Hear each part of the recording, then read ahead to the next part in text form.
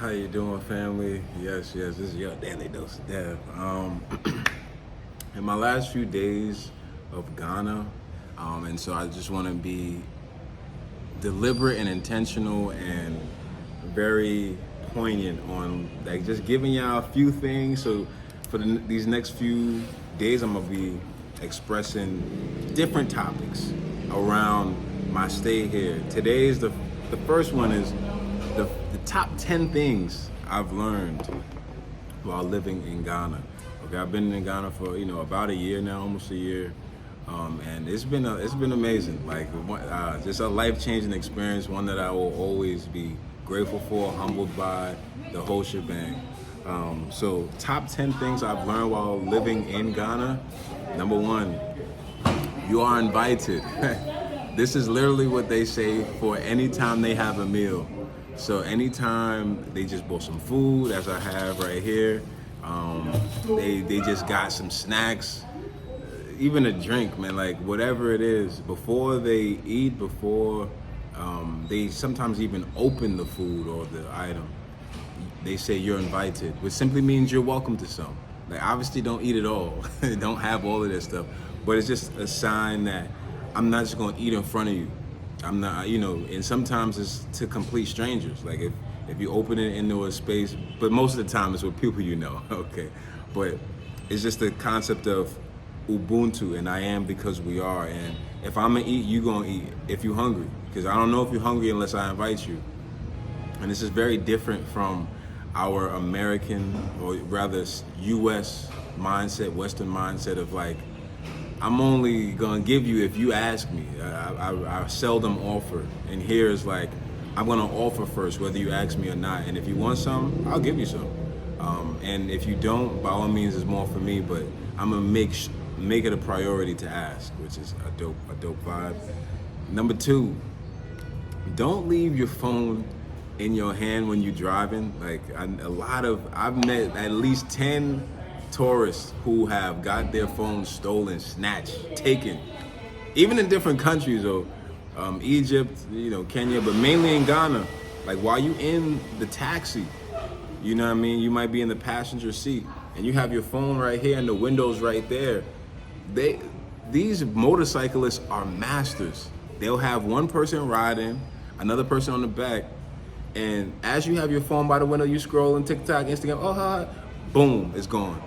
And they, they have the motorcycle car, and there's a space for motorcycles, and so that person will grab it and be gone. You can't catch them. You're in traffic. It's a red light, so it's over.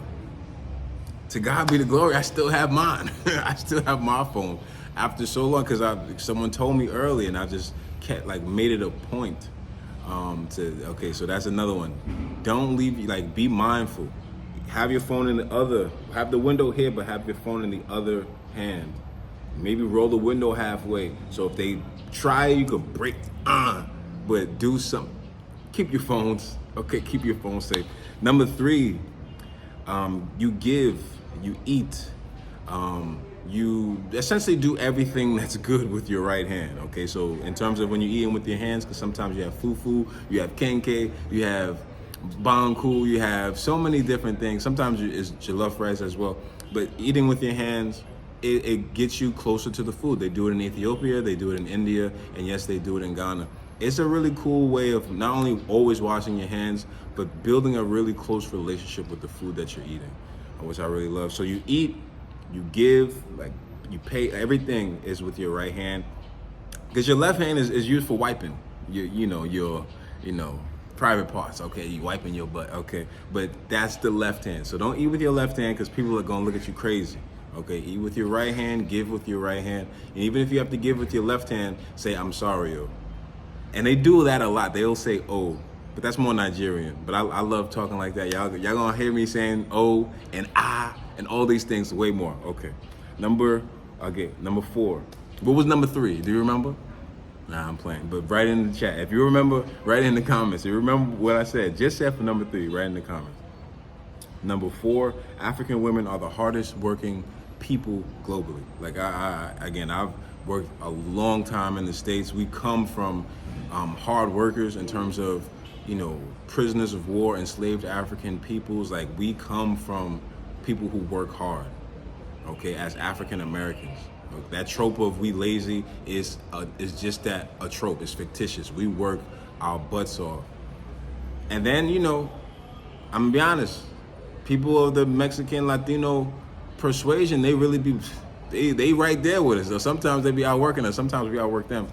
But they work just as hard as us, and sometimes more. Like, Mexican people, like, much credit to them. And then the African women that I've seen out here, the Ghanaian women that I've seen out here, who will have a baby on their back, bags in their hands, and selling water, be in the hot sun day in, day out, and you have like a big 10-gallon tub of, bottles of water that you sell while you have your baby. Like, yo, just incredible strength I have not ever seen. Like, literally, I saw she had a baby on her back, like 2 containers full of like beverages, and then like 3 stacks of them on her head, and she just walking. I'm just like, wow. Most hardworking people, most hardworking women, African women, Ghanaian women on the planet. That was amazing. I want to be brief because I want to, get y'all out here soon. Number 5, the institutions, the infrastructure here are not the most organized, or not the most, constructed. They're kind of under construction, rather. You'll see it in the roads. You'll see it in sometimes in the medical facilities. It's kind of like a work in progress. So understand that before coming. It's not all paved roads and electricity working all the time. It works most of the time, but sometimes there are outages. Sometimes there are, power shortages. So like, just have that in mind. Like, sometimes, hey, things aren't gonna be like in the States or in the, in Europe, in different parts of Central and South America, and that's okay. Okay, because the diaspora is everywhere. Just know. So yeah, institutions, infrastructures are a work in progress. And that's what we're here. That's what we come here for, to progress it, to help develop it, to help it grow. Number 6 is people are kind socially. Like, people are very inviting, very hospitable. But culturally, certain people are, how would I say, they have like this, preconceived notion, this stereotype, okay? This sometimes xenophobia. OBRONI is a popular word for foreigner. So most of the time, quote unquote, Caucasian people, white people, quote unquote, no one's white, that's another story. Mainly Anglo-Americans, they might call them OBRONI, but sometimes they might call African Americans OBRONI as well. So it's more like an ideology and how they think you think like. So don't take offense to it too much, but sometimes there is that, like, that discord, that clash, that dichotomy of, like, socially they'll invite you, they'll be like, ha, but culturally they'll still think sometimes you're different, or you're outside, or you're a foreigner, or they're better than you. So just watch that and try to, move accordingly. 7, Ghana's relatively conservative, so don't have your butt out. Like, don't, dress accommodating, ladies, like, not only for your sake and your safety and all that good stuff, but also that's just the way it is, a little bit more patriarchal, definitely more conservative in terms of women and how they dress. Men is normal. It's the same everywhere, I think. But definitely women, protect yourselves, dress accordingly, so you will be safer. You'll have those moments, but you'll be safer when you do these things. Okay. Number 8, cold showers are the norm. Now, I'm not living in an Airbnb. Most Airbnbs have water heaters. Most hotels have, water heaters, so it's okay. But if you're living in a hostel, if you're like in the local community, like if you're living off the land, it's gonna be a cold shower. It's gonna be big poly tanks. It's gonna be different things, maybe even a water bucket, but that's okay.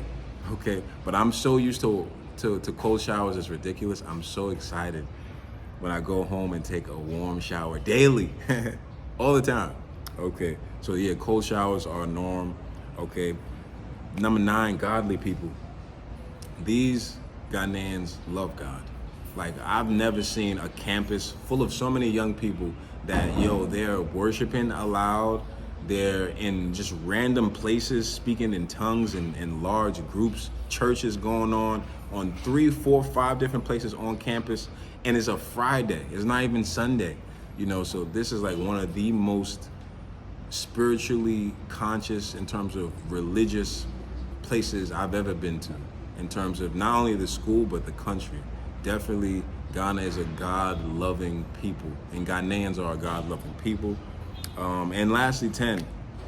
I got a little bonus for y'all as well, but 10, Ghanaians care. Like, you're gonna come here, you're gonna realize that, wow, they really do care. Like, wow, you know, they really care to know about me, about what I go through in the States, about my, you know, my trials, my tribulations, about my obstacles and my progressions. Like a lot of Ghanaians, it's not everybody, but a lot of them care to know and care to connect and commune and build and develop together. So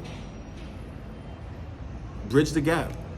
So just simply bridge the gap. Like, be expressive, be communicative, like be open to having talks and deep talks with Ghanaians, because that's truly how we grow. Now, obviously, you know, you're gonna come to Elmina Castle, Elmina Dungeon, the Cape Coast Dungeon, in terms of like the door of no return. I'm gonna end with this because it's over 10 minutes, okay? But you're gonna go to all these places, and it's gonna be really amazing spiritually.